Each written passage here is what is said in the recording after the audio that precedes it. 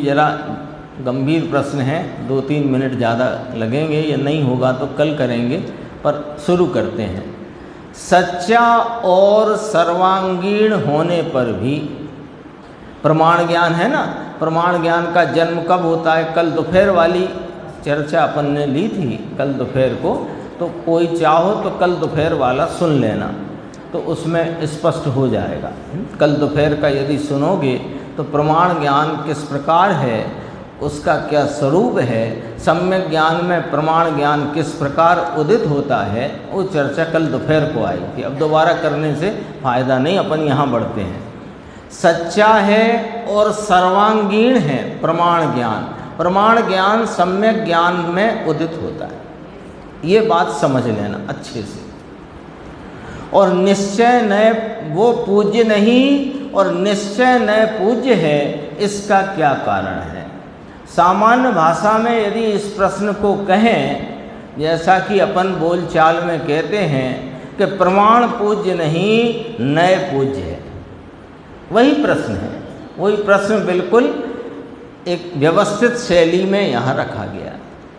सच्चा और सर्वांगीण होने पर भी प्रमाण ज्ञान पूज्य नहीं और निश्चय न पूज्य है, इसका क्या कारण है? अब आपको यहाँ 2-3 कलर अलग अलग इसलिए दिखेंगे कि वो अपन उनको अलग अलग देखेंगे। आत्मा द्रव्य गुण पर्याय स्वरूप है, इस प्रकार प्रथम ज्ञान में ज्ञात करना चाहिए। ये विकल्पात्मक ज्ञान, ये अपने स्वरूप की निर्णयात्मक भूमिका में, विकल्पात्मक निर्णय की भूमिका में यह निर्णय करना चाहिए कि आत्मा द्रव्य गुण पर्याय स्वरूप है। इस प्रकार प्रथम ज्ञान में ज्ञात करना चाहिए, यानी निर्णय में इसको समझना चाहिए। भले ही यह भेद कथन का ज्ञान सम्यक ज्ञान नहीं है, क्योंकि ये अभी विकल्पात्मक निर्णय भूमिका का ज्ञान है, तो ये अभी सम्यक ज्ञान नहीं है। अभी तो हमने शास्त्र के आधार से, युक्ति के अवलंबन से, न्याय के द्वारा अपनी निर्णय की विकल्पात्मक परलक्षी भूमिका में इस प्रकार जाना है कि आत्मा द्रव्य गुण पर्याय स्वरूप है। ये करना चाहिए, इतना कहा। अभी देखो, तथापि प्रथम यह जानना, इस प्रकार वस्तु का समग्र स्वरूप द्रव्य गुण पर्याय रूप जानना, यह ज्ञान का अंग है। कौन से ज्ञान का? विकल्पात्मक छायोपसमिक ज्ञान का अंग है। फिर देखो, सम्यक होने से पहले वह आता है। सम्यक दर्शन कब होता है? 11वीं गाथा याद करना पड़ेगी। भूदत्तो मस्दो खलु, भूतार्थ के आश्रय, भूतार्थ ही शुद्ध न के आश्रय से सुदृष्टि निश्चय होए, ऐसी है ना बात। तो सम्यक होने के पहले वह विकल्पात्मक निर्णयात्मक भूमिका में आत्मा द्रव्य गुण पर्याय स्वरूप है, ऐसा ज्ञान आता है। ठीक है। अब दूसरी बात, द्रव्य गुण पर्याय सहित वाला द्रव्य यानी संपूर्ण वस्तु प्रमाण ज्ञान का विषय है। प्रथम ज्ञान में उसको जानना चाहिए। अभी प्रमाण ज्ञान कुछ हुआ नहीं है। सुनो अभी जरा ढंग, यहीं से गड़बड़ हो रही है। ये जो बात अपने समझ में नहीं आती ना, प्रमाण पूज्य क्यों नहीं और नए पूज्य क्यों है, वो बात को अभी यहाँ अच्छे से समझो कि जो विकल्पात्मक जानना हुआ आत्मा के द्रव्य गुण पर्याय स्वरूपता का, उसके द्रव्य भाव का, उसके पर्याय भाव का, दोनों भावों का एक साथ जानना विकल्पात्मक ज्ञान में हुआ। इसे प्रमाण ज्ञान उपचार से कहते हैं, ये प्रमाण ज्ञान है नहीं।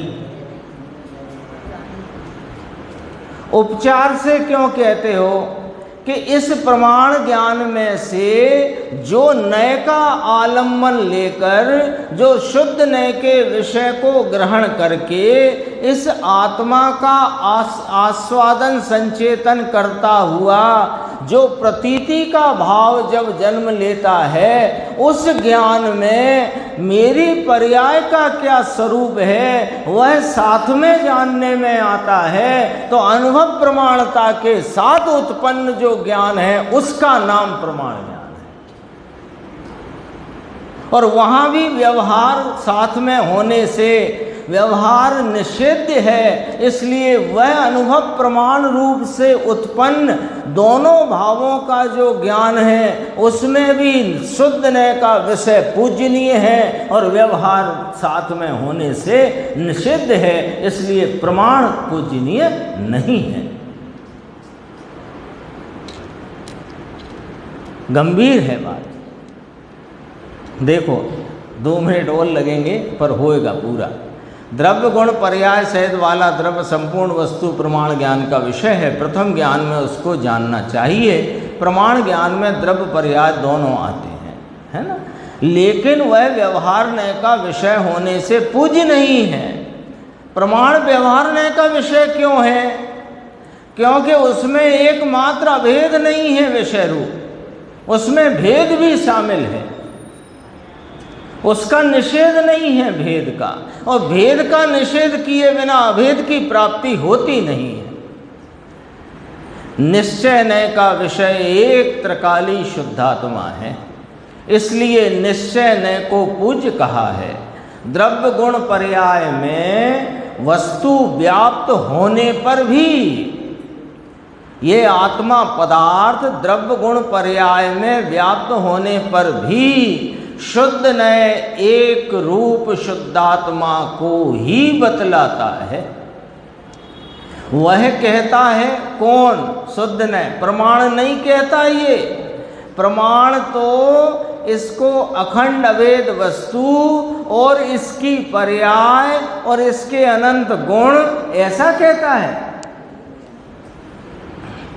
प्रमाण क्या कहता है? मैं आत्मा अनंत गुणों का अभेद पिंड, अनंत गुण स्वरूप और वर्तमान पर्याय रूप हूं। यही तो कहेगा। तो उसका आलम्बन लेने से आत्मा की प्राप्ति होती नहीं। तो शुद्ध नय का विषय है, उसके आलम्बन से प्राप्ति होती है।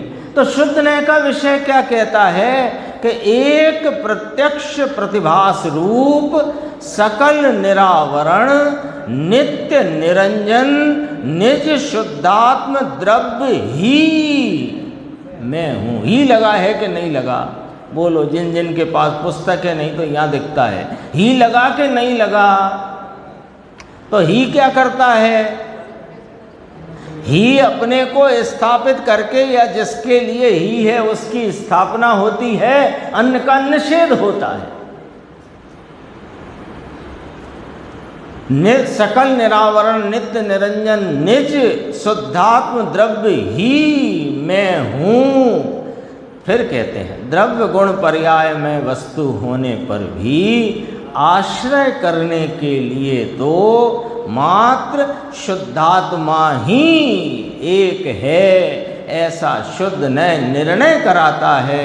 अरे निर्णय क्या कराता है? अनुभव प्रमाण कराता है। ये वाली चर्चा